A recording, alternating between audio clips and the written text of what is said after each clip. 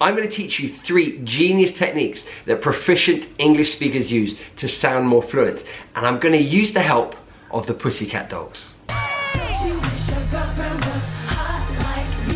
Now, depending on YouTube copyright rules, you either heard Nicole Scherzinger singing Don't Ya, or you heard a different version, my version. Hopefully it was the first one. So why have I chosen Don't Ya? Well, this is a great example of something we called connected speech, and in particular, assimilation. Now, as you can see, the song is written Don't Cha, cha. Now that isn't actually a real word, it's a way of representing the sounds that they are making.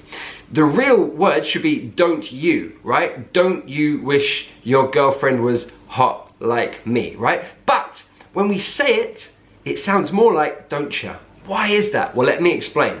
When a t sound comes at the end of a word and the next word begins with a y sound, we blend those sounds together to make ch. So instead of don't you, it takes a long time to say, it becomes don't ya, don't ya.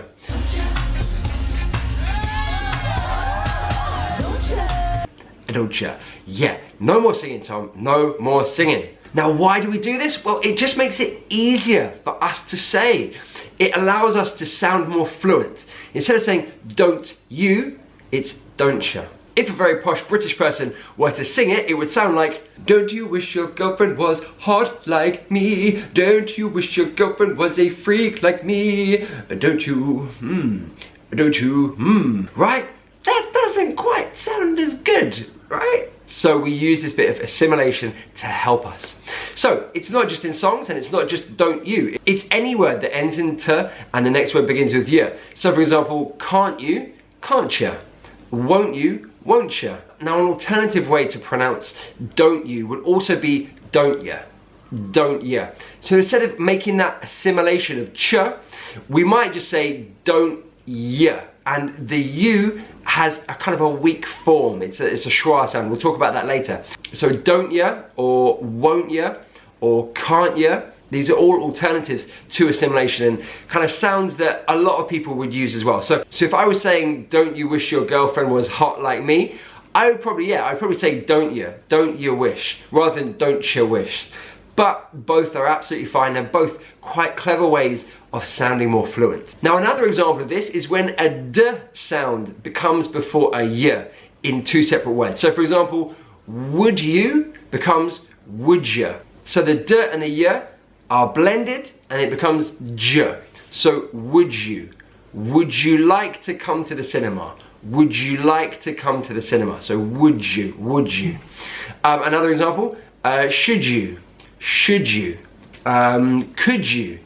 open the window?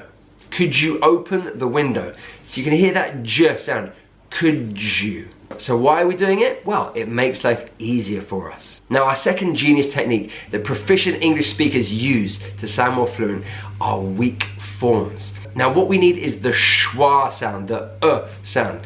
And we use it on small words in sentences to kind of make them almost disappear, make them easier to say. So when would we hear them? Well, on words like of, that would become of, for will become f, a would become the would become the, etc, etc. Let me put that into an example sentence. I work for Google. I work for Google. Not I work for Google. Wow, that would take so long to say. I work for Google. You can hear that weak form, f. Now, why do we do it? Well, what are the most important words in that sentence? Work and Google, okay? Work, Google.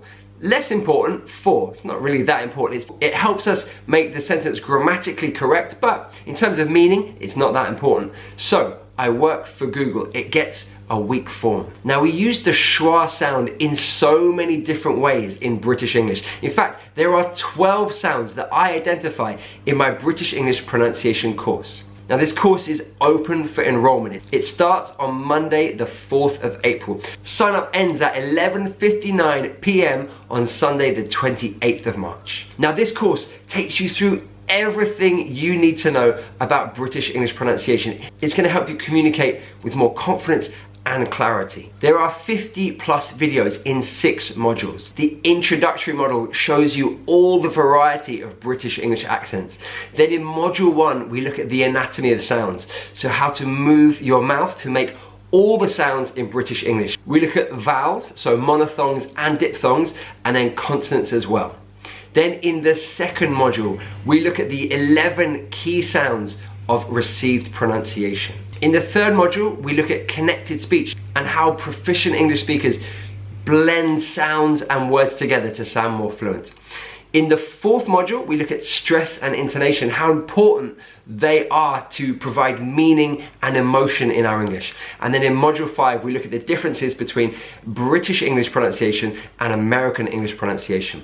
Now, each module has a test video and also a downloadable PDF with all the information you need to know, plus loads of practice exercises. Now, in my opinion, the best part of this course is the private Instagram community that you get with the Super Dreamer package. Now, inside the Instagram community, you get direct access to me for our 6-week course.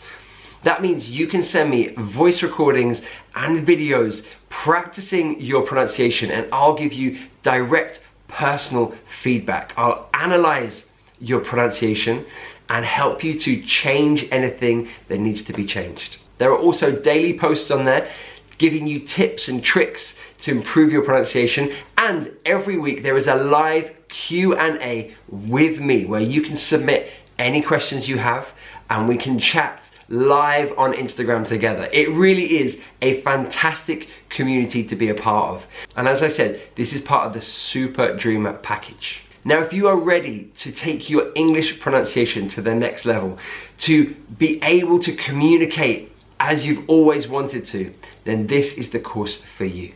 The link is in the description below. Go check it out. I can't wait to see you guys inside the course. Okay, the third genius technique that proficient English speakers use to sound more fluent is intonation. Now, intonation is the music in our words, right? It's the rise and the fall of our voice. Intonation puts life into our words, right?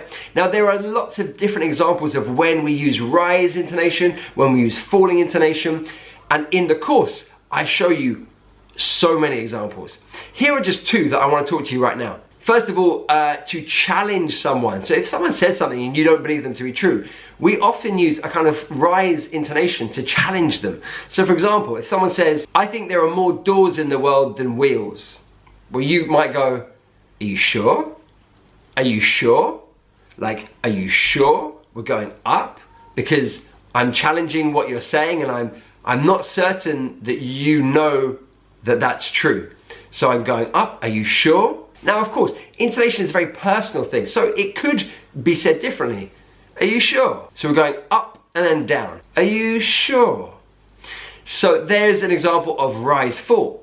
Both are perfectly correct. It's up to the individual. It's how you want to say it. There's no right or wrong particularly here. There's variations, but it's up to the individual and in the moment what you might say. Another example of using intonation is when we're trying to build intrigue into a story that we're telling. Let me give you an example.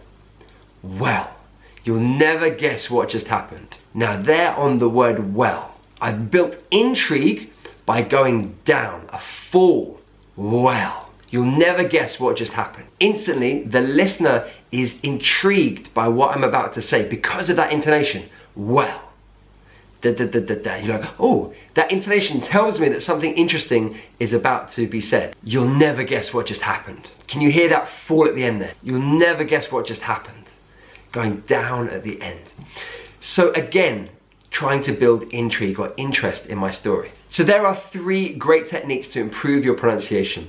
If you're someone that wants to elevate their English and start speaking as you've always dreamt of speaking, then the doors to my British English pronunciation online course are open. I would love to welcome you inside the course to help you to improve your English. We can work together to help you identify all the areas where you need to improve, to help you speak more fluently and more clearly so that you can communicate more confidently with the people around you. These next 6 weeks are going to pass regardless, so why not do something amazing with your time?